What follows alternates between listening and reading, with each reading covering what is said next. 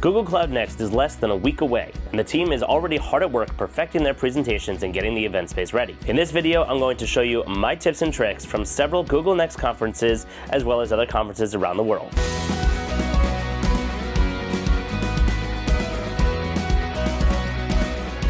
Step 1, buy your ticket. If you haven't bought your ticket yet, I don't know what you're waiting for. I had thought I had heard it had sold out. However, I just checked, and it does seem like the website is still accepting in-person passes as well as registration for digital passes. So if you haven't gotten your tickets yet, head over to Google Cloud Next website, which I'll leave the link to below, and sign up now. Step 2, if you haven't already, book your hotel. And do it quickly. Hotels definitely fill up. The room block for Google Next likely is sold out, but given that I thought the conference was sold out and it is in fact not yet sold out, you may still have the opportunity to get a room through the Google Next room block. If you're choosing your own room, I recommend booking as close to the venue as possible. The venue is going to be Mandalay Bay, and keep in mind, everything in Vegas is much further than it appears. Walking either above ground or through the shops and through the hotels is very far. Everything kind of winds around, and even though you might look out the window and go, oh, my hotel's right next door, that's like a 1.5 mile walk, and walking is not always easy to do. Step 3, you want to book your sessions in advance. Many of the sessions are already completely booked up and full. Now, that doesn't mean you're not going to get into sessions if you really want to go into those. There generally tends to be a waitlist line outside of the hall where the event is taking place. If you weren't able to book a spot, you want to line up early as possible for that room, outside that room before the event. Step 4, packing. You're going to want to bring comfortable shoes. Leave the fancy, uncomfortable ones at home. The venue is quite large and will be accommodating 40,000 people, so you will be covering a lot of ground. In addition to comfortable shoes, you're going to want to make sure that your devices are always charged, and let me tell you, charging space at the conference will be scarce. There are often dedicated charging stations, but you still have to wait around for those to free up, or you have to wait for your devices to charge while you're there. I have seen sometimes you can rent portable battery packs, but ideally, if you're like me, you want to bring battery packs from home. Personally, I always bring at least one battery pack with me. If I just want to charge up my phone once or twice throughout the day, I generally carry this Anker Nano power bank. Has a screen on it so I can see how much battery is left and what's charging. Has a built-in USB-C charging cable so that I can plug my iPhone 15 into it directly, or it has USB-C and A charging ports over here. You can also charge the device by plugging it into the wall with its USB-C charging cable. For charging my phone and my laptop, I carry this little beast. This is the Anker Prime power bank. Also has a screen on it which will show you what's charging, the wattage it's using, etc. It's a little bit heavier. It's a lot bit heavier, but it is a lot of power that fits into a small package and is able to handle the wattage of charging my MacBook Pro. In order to fast charge both of those and all the rest of my devices, I use the Anker 6-in-1 charging station. This has also the screens on it. It's not plugged in, so you can't see it right now, which tells you what's charging, how much wattage it's using, so that you can be sure that your devices are using the maximum speed charging that they're able to do. It also has 2 USB-C slots on there and 2 USB-A, as well as 2 regular power slots, regular plug slots on the top there for other devices you want to plug in. And this is a 5 or 6 foot cable here that plugs into the wall, so it can be stand-in for a power strip if you should need it. Disclaimer, no, this video is not sponsored by Anker. However, Anker, if you want to sponsor me, call me. Next on my list of things to remember to pack that people usually forget, business cards. Yes, I know people think that this medium is dead and you don't need it anymore. However, I disagree, and here's why. A lot of times people will carry around NFC buttons on their badges. I did that last year with mine. You can see the little dot over here. That's an NFC tag, but let me tell you the problem with NFC tags. Not everybody knows how to use them, and there is the novelty of using it for the first time. However, that takes longer. The interaction now, as you're trying to pass off your information to another individual, takes much longer. And also, different phones, depending on where they have the scanner located, you have to search around for the phone to actually pick up on the NFC code and enter the information into your phone. Some phones is up here, some it's in the middle, some it's down in the bottom, some it's behind the camera app area, some it's on top here. It's all over the place, and quite frankly, it wasn't really worth using it. I prefer physical business cards because they're easy to hand off to folks, and for me, when I'm given a physical business card, to put in my pocket and to follow up with at the end of the event. Personally, I lose open tabs in my browser faster than I lose physical business cards. All right, next up, clothes. What kind of clothes should you wear to the event? Well, at the end of the day, it's a tech conference, so you can dress however you like. You can be comfy, jeans and a t-shirt. You can dress all the way up in a suit if you're an executive and you want to look fancy. I'm going to be wearing a dark pair of jeans and a business polo. That is kind of my wardrobe of choice for all conferences. It's the comfortable professional look. Ideally, you should wear what works for you and what you're going to be most comfortable in at the event. If you like to dress up or dress down and that boosts your confidence, go for it. Speaking of confidence, if you want a confidence-boosting coaching session, you actually can have that at Google Next. Head on over to the Inclusion Lounge and sign up for a 15-minute coaching session for confidence. Next up on the list is something that you wouldn't think about unless you've been to as many conferences as I have. Bring a larger suitcase than you think you're going to need. And the reason for this is because, well, for one, swag. You're going to get gifts from Google when you sign in. Usually it's a water bottle, branded Google, and there are refill stations around. Talk about that more later. But also, every vendor you go to is likely to have a bunch of different swag that they want to give you to help you remember them by and love them more because of all the amazing gifts they're giving you. In addition to that, every year it seems like each vendor tries to up their game and outdo the vendor across from them or next to them. Sometimes I've gotten entire bags of which I will use to hold other companies' swag. If you're into trading your information in exchange for swag so that you can give it to your coworkers or children for letting you go away and party with Google in Las Vegas and leaving them behind, then I recommend you grab all this gear and throw it in your bag. As I mentioned, you won't likely need to pack a water bottle. Google generally gives out water bottles, such as this one. This was last year's Google Cloud Next water bottle. This is glass. There's a wood cap that seals and goes with it. It has this nice rubber grip on it. And they do have refill stations spread out throughout the conference center, so you're able to refill this throughout the day, as well at different sessions. There's usually water in the back and so on and so forth.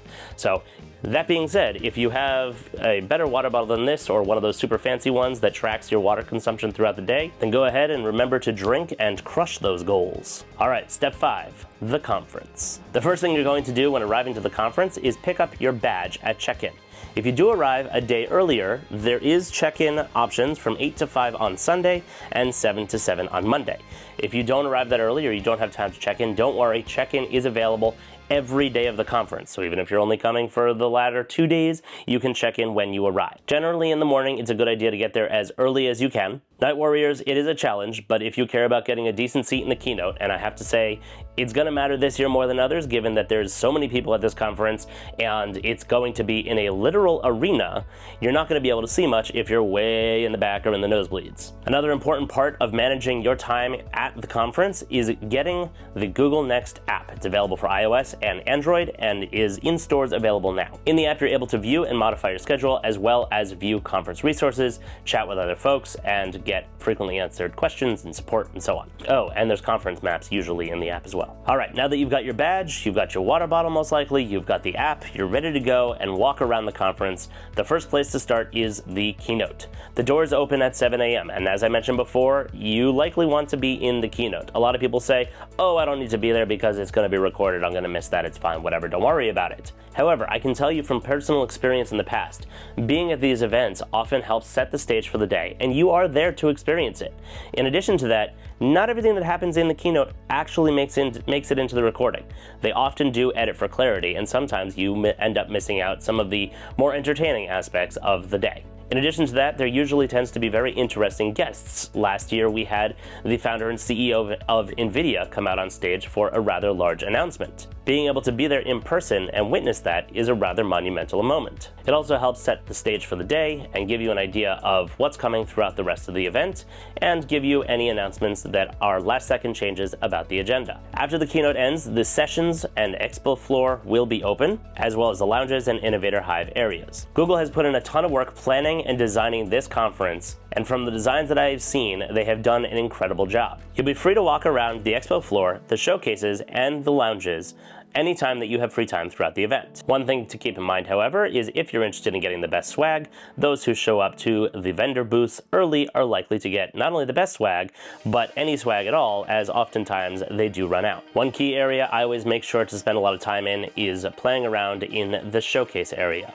This is designed to give you ideas and inspiration about what's coming next and what is possible with Google Cloud. Last year, we were able to sit down and fly a simulated FPV, first-person view, I think it stands for drone, from the Drone Racing League, and see how those drones are programmed and controlled via Google Cloud. Other than that, there are various lounges focusing on different aspects of different programs, so be sure to look at the map and walk around and see what interests you most. Also, if you're certified or you're a champion innovator like myself, the Innovators Lounge will feature additional briefings and exclusive talks by other innovators and product managers and folks from Google that you won't have access to from the main floor. So be sure to check out the Innovators Lounge and make sure that you look at the schedule to see what's coming and you don't want to miss. Another extremely valuable item is this year you will have the ability to take professional headshots. I don't remember seeing this at last year or any of the previous events, but if you head over to the Inclusion Lounge, you can get a professional headshot taken at the show floor, and those always look amazing on your social media, especially LinkedIn profiles. All right, we made it through day one, on to day two. Day two starts with the developer's keynote. I know several folks involved with the keynote, especially if last year's musical number was anything to gauge by, you will not want to miss it.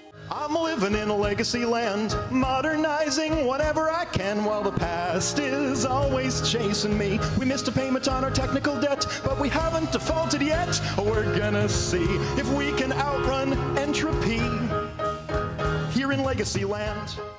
Although this year I've been told we will not be getting another musical number. However, if you would like to relive last year's musical developer keynote, I will put the link at the end of this video and in the description down below. Of course, after the developer keynote, you have the rest of the sessions that you're scheduled for in your agenda and the ability to visit the expo floor, showcases, lounges, etc. The day caps off with Google's mega event, Next 24 After Party, which is dinner and a concert that Google throws every year. And this year we'll be featuring Grammy Award-winning artists Kings of Leon and Anderson .Paak as DJ Pee-wee. The third day is usually shorter and quite a bit more chill, as people are usually pretty tired after the night before's party. You'll have the remaining sessions left in your agenda to attend, as well as your last chance to visit the expo floor, the showcase, and the lounges, and to network with your peers before you leave town. Step 6. Networking. One of the hardest things about Next is also one of the most important things about Next, and that's who you're going to meet.